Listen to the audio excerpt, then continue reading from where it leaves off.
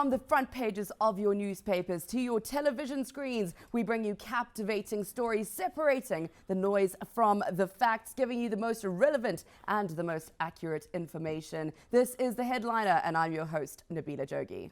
And I am Kurtley Gwindi. Thank you so much, viewers, for tuning in to your weekly dose of The Headliner, where we deep and dive with regards to all the deeper issues that are on social media as well as the print press. And we are discussing today, delving deep into the significance of the Zimbabwe Agricultural Show in celebrating the country's agricultural industry, its impact on the economy and livelihoods, and how Zimbabwean farmers can benefit from the global connections. And I do know we have just come from the SADC season, but this time around it's all about the ZAS, the Zimbabwe Agricultural Show, happening here in Harare, Zimbabwe. And to discuss more of this, we are joined in studio today by Mr. Wenceslas Nyamufukudza, who is an agronomist and at Afrostain Farmtech, as well as an industry professional. He says he is within the lines of pristine farming, and I do know, Wenty, you have a lot to discuss. Speaking to the issue around the agricultural show, what are our expectations coming around, and what are your comments with regards to the ZAS this year? Thank you very much.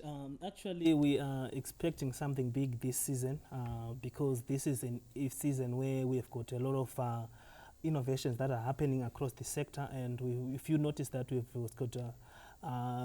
got a season, a whole year full of surprises from the other events that has happened, and because we're also in the fourth industrial revolution, where we are now exploring things like artificial intelligence, where we now have got things like robotics now being realized fully, not necessarily just mentioning things like that. So we now realize that we are going to have much more inspiring stories across the whole 5-day period.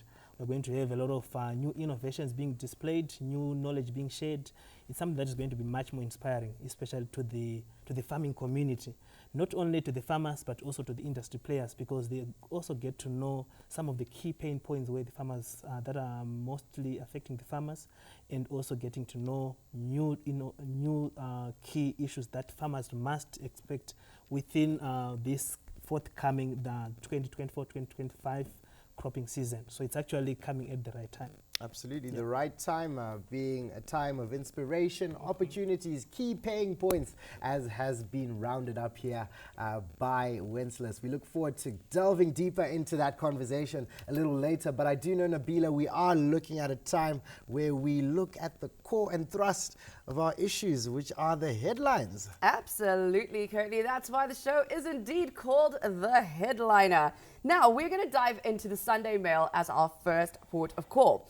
And this headline reads, over 400 register for the Agricultural Show. Now, more than 430 exhibitors had by last week registered to participate in the 114th Zimbabwe Agricultural Show, scheduled to run from August the 26th to the 31st. Now, around the same time last year, 410 exhibitors had registered. And ahead of this year's event, the Zimbabwe Agricultural Society, the ZAS, has upgraded its security by deploying ultra-modern CCTV camera systems, as well as drones for surveillance. And the organizers have also installed a new turnstile and ticketing system. This, for me, just shows everything that our guest in studio Wednesday was talking about, that innovation, all of the surprises that are coming through in this cropping season. That's our first headline, Curly. Ultimate improvement as well as technological innovation. Innovation and innovation. We are excited to be looking ahead into the ZAS, and more conversation about that coming through in our second segment. But as mentioned before, we are hinged on coming from a very important, vital and momentous time here in Zimbabwe and across the African region, where we're talking all things to do with the SADC. And yes, it can't be divided. This comes after President Mnangagwa said the SADC shall continue to defend its history and remain united and indivisible, and that's speaking high volumes to issues to do with the unity and accord that did come through, also recording high numbers of the highest rather of heads of state attending this particular SADC summit in Harare, Zimbabwe, which happened over this past month. We do recognize that only 2 heads of state were absent, and the other being the Zambian president attending virtually, and this is a record as compared to the past SADC seasons that have happened. So we do commend the unity, and with the president uttering that SADC can't be divided. And the Herald also reading that Zim hails SADC for huge endorsement, as government said it feels as exalted by respect and recognition, according to its SADC heads of state, after they showed up in their numbers to witness President Mnangagwa assume chairmanship of the regional bloc. And yes, Nabila, we speak highly to this unity and accord. And Zimbabwe, obviously, being the hosts of this particular 44th SADC summit, one Africa, one voice and one region, cooperation being at the thrust and helm of the conversation. Absolutely. And, you know, for me, you know, when we talked about SADC before we got to host it as a nation, SADC felt like a theory. We knew what it was. It's a bloc. It was a theory, but having the summit and watching all these heads of state come into play, come into our country, and the people coming together, the innovation, the upgrades, the road rehabilitation, everything that happened in preparation to host that SADC summit just brought that theory into a reality. And that for me was the blaze of the SADC summit. And I was so thrilled that it went off without a glitch and every success was achieved. Oh yes, all the successes, all the boxes checked rather, and also an appreciation of our president, President Emerson Mnangagwa, being instated as the chairperson of this particular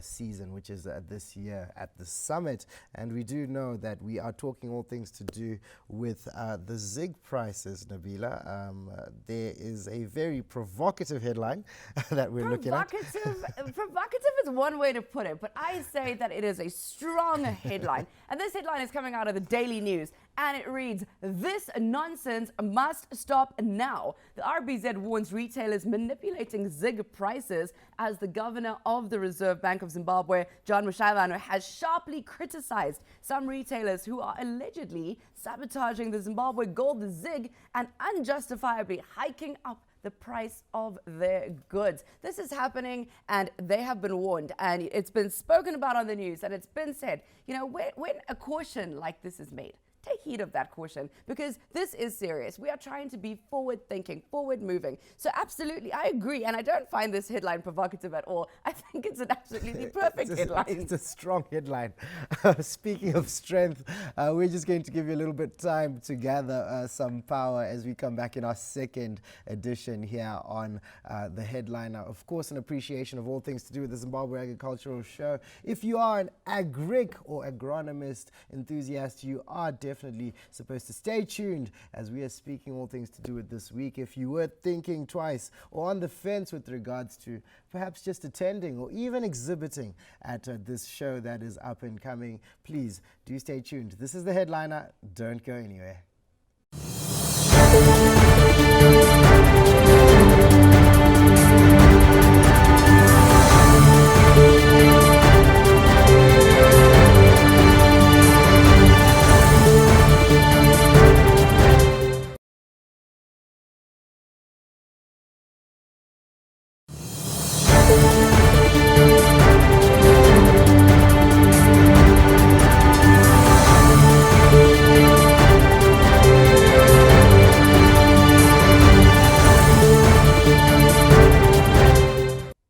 Well, welcome back to the second segment of The Headliner, where we are discussing all things related to things making our headlines in our newspapers, bringing that to your screens and diving deep into the issues that we have seen this week. Our particular focus this week is on the Zimbabwe Agricultural Show, and we have an amazing guest in studio, a precision farmer, an agribusiness expert, and that is Mr. Wensi. He is in studio with us, and we will be conversating about the upcoming Zimbabwe Agricultural Show. Welcome, Wensi. Thank you so much for being on the show. Thank you so much.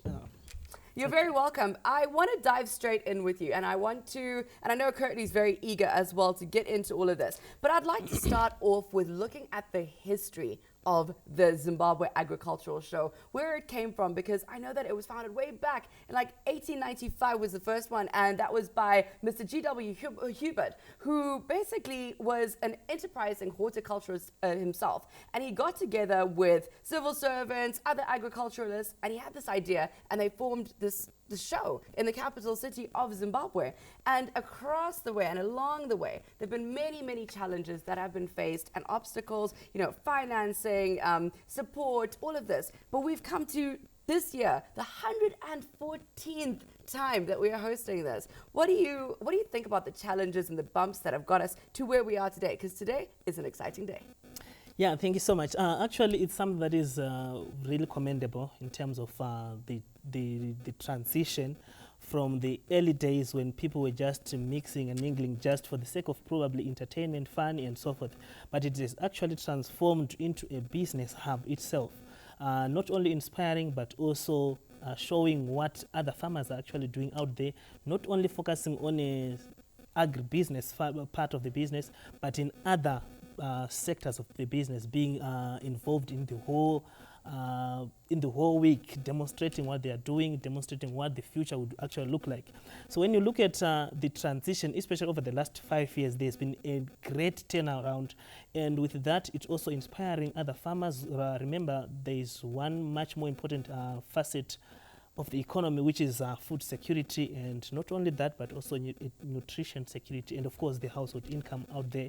So you notice that this agricultural show doesn't only start at national level. It starts from the village, the district, provincial, and all the way to the national, which we are now witnessing within this week. And along all those chains, there's competitions that are also there, and those are actually inspiring greatness within the people and within the farmers themselves. And this is something that is actually very inspiring in terms of what really needs to be done. Of course, it's a week where technology is being shared. It's a week where tactics, tricks, and step-by-step procedures are being shared among the people themselves. So it's actually something that is really inspiring. But over the years, you notice that in as far as we have improved in terms of the show itself, the farmers themselves have also improved because of this show. I understand that a lot of people would expect only to see general agricultural activities, but there's also issues to do with livestock being demonstrated, technology, the farmers themselves that have produced specific grains and other key things that are actually being demonstrated. So at the end of the day, you notice that there's a lot of innovation, drive, which is now transforming business because of that. But I love the fact that you keep using the word transforming, because when I was getting ready for the show, I kept looking back and I thought that it was quite iconic that 10 years ago was, obviously 2014, the 104th edition. We're now in 2024 going into the 114th edition. So I looked at the themes. So the theme of the 104th edition was sustaining and transforming agricultural growth. And the theme of this year, 10 years later, is cultivating prosperity, growing business, and innovating for change, nurturing the future. But those so link in. Let's tie together this past decade in terms of what has happened. So you notice that it's actually something that is a bit exciting to note. The first thing is that in as far as there is a theme to focus on transforming lives, cultivating prosperity and so forth. It's actually something that is a bit exciting to note in the fact that, number one, we have got people who have achieved greatness because of these shows. Not necessarily because they were told that there's a show, but because they've come to the show, they saw what's happening, they've seen other inspiring probably entrepreneurs, farmers, and other businesses.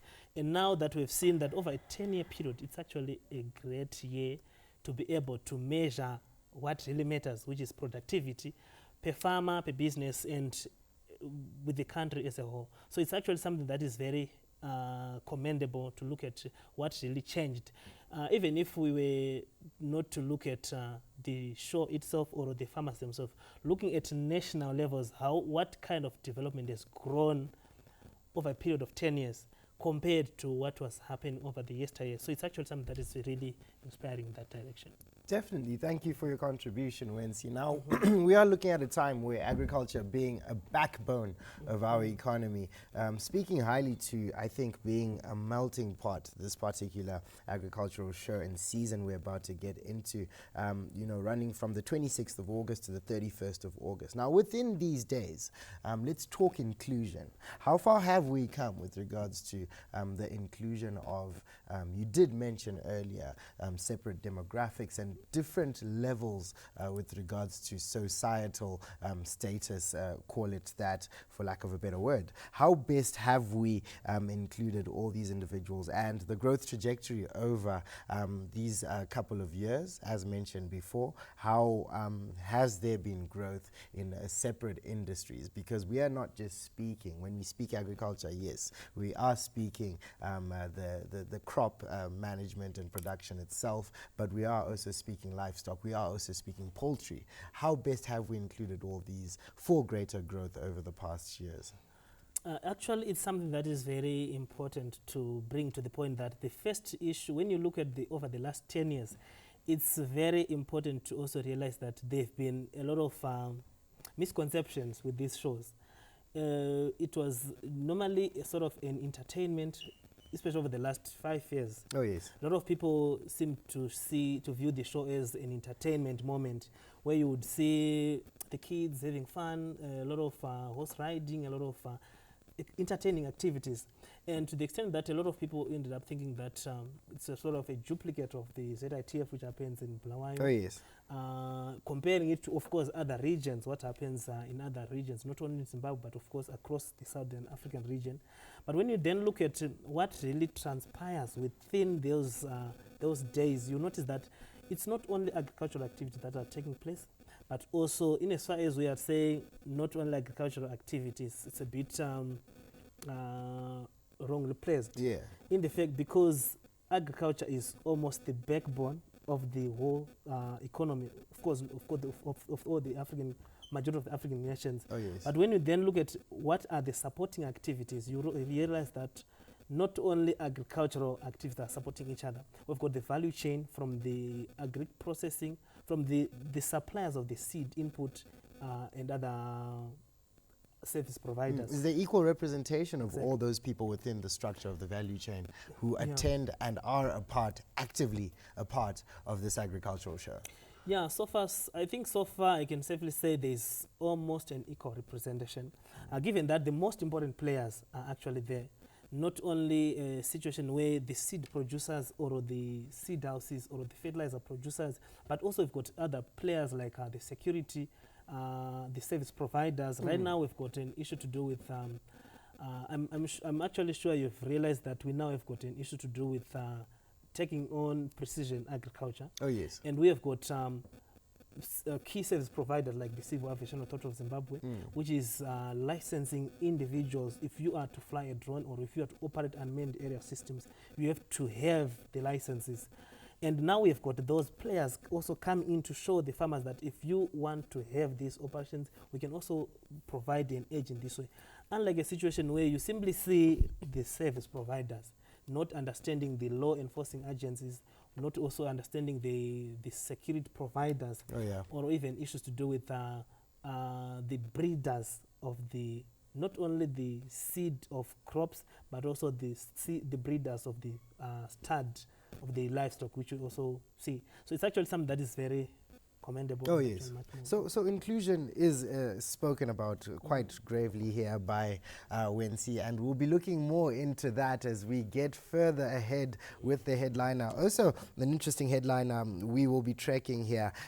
This came out on the 20th of July, an online publication reading Zimbabwe Agricultural Show anticipates huge business despite poor 2023 cropping season due to the El Nino. So definitely we'll be discussing more about the El Nino, but for now we'll take a short break. This is the headliner. Don't go anywhere.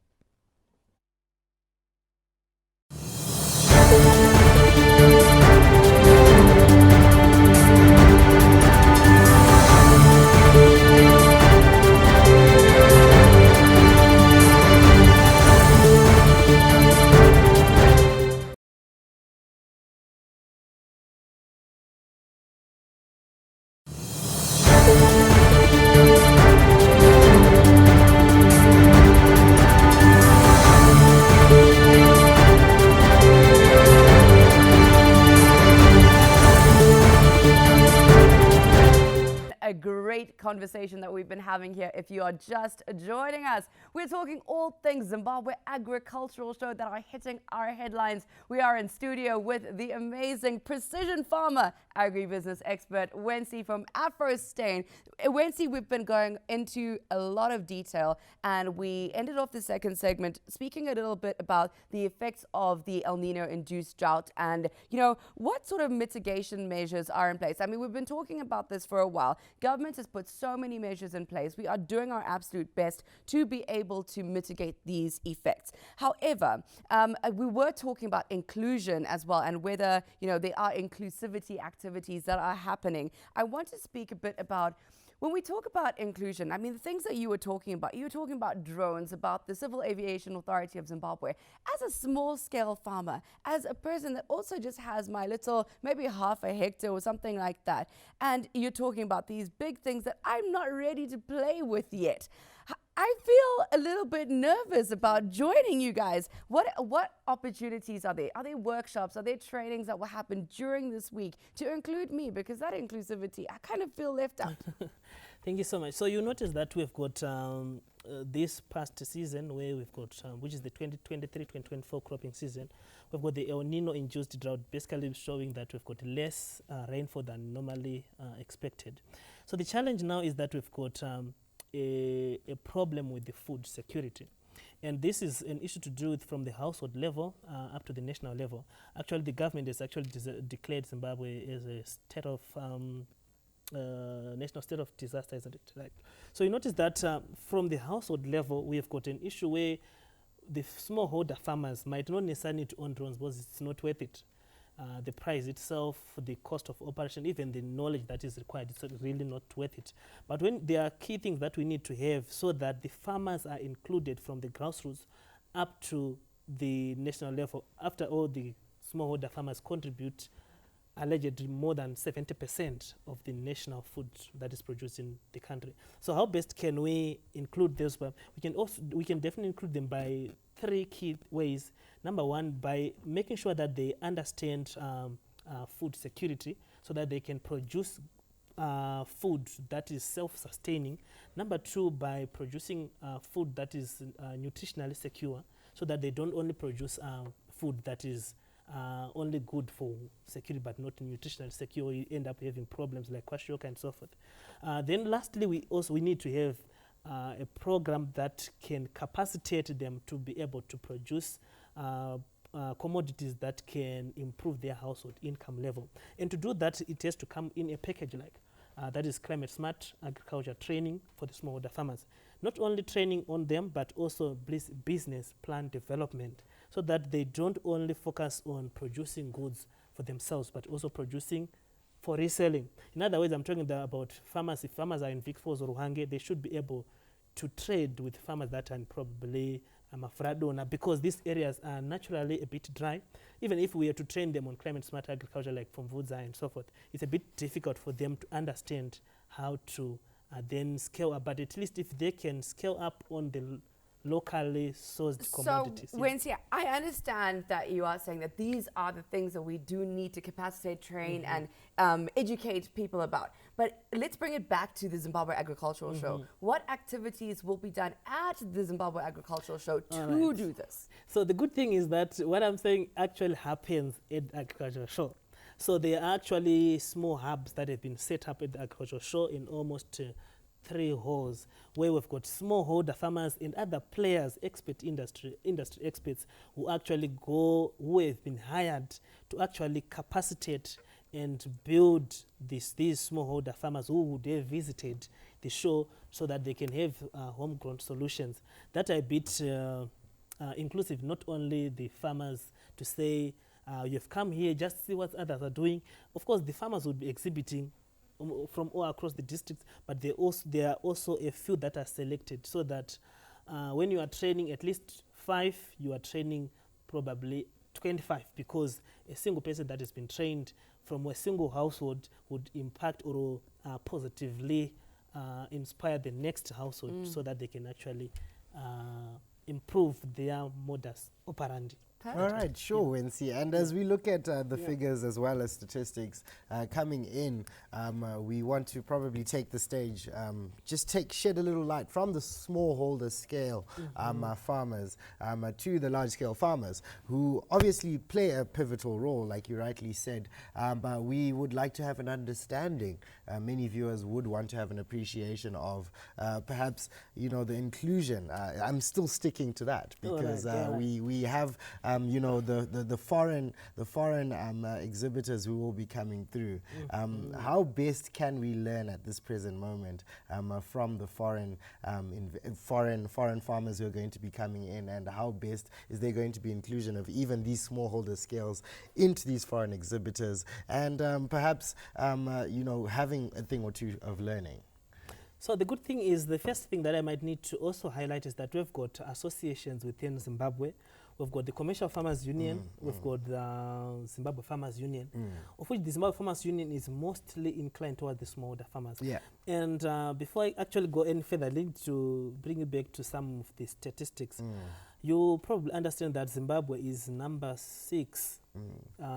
Actually, Zimbabwe is number 6 in terms of world production. Yeah. It accounts for more than 9% of the tobacco that is produced globally. And the people that are actually contributing to more than 50%, actually 59% of the production of tobacco is through the smallholder farmers. And they do this through association who would then represent them within the farmers' unions. So when you look at what exactly is happening within these farmers, you notice that these farmers are able to produce, in as far as they are small, they're able to produce these numbers because of the associations that they have at national level, and also because of the capacity that they are being given by the contractors, of course, and also the associations and the unions that are giving them. Now at this national event, what is much more exciting is that they are not only coming to watch, but also to watch and learn. Oh, yes. And they'll also be demonstrating what they've done, because the good part is also that it's not like they're only coming to learn, they're also coming to teach. How they've been able to achieve those because records. There is an option, I mean, an opportunity for, some of these farmers to give testimonials, to be part of business conferences, networking sessions, arena events, live performances, as said, and fireworks displays, equestrian events also being a part of that lineup. So the Zimbabwe Agricultural Show, like we are rightly saying this year, cultivating prosperity, growing business, innovation for change, and nurturing our future. No pun intended there, as it is a nature event. And we thank you so much, Wenceslas, for joining us today. Nabila, are you going to be part of the Agricultural Show yourself? I always am. And just to close off, the Agricultural Show has always been part of who we are as a people. This was the highlight of every single August school holiday. And, this will be available and for your comment on all of our social media platforms. So jump into the comment section and let us know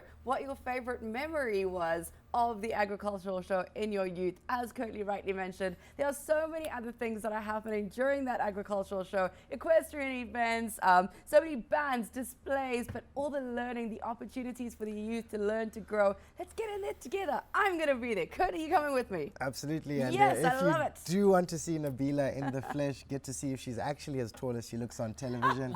Of course, get an appreciation of Wenceslas and his agriculture expertise. Join us at the Agricultural Show. We will also be bringing you coverage here on ZBC, so be sure to tune in, and of course be sure to tune in every end of week for your weekly dose of the Headliner, where we tackle all these issues and more. For now, it's goodbye. We thank you so much for joining us. It's a pleasant viewing from me, Curtly Gwindi, my co-host Nabila Jogi. Pleasant viewing, and God bless Zimbabwe.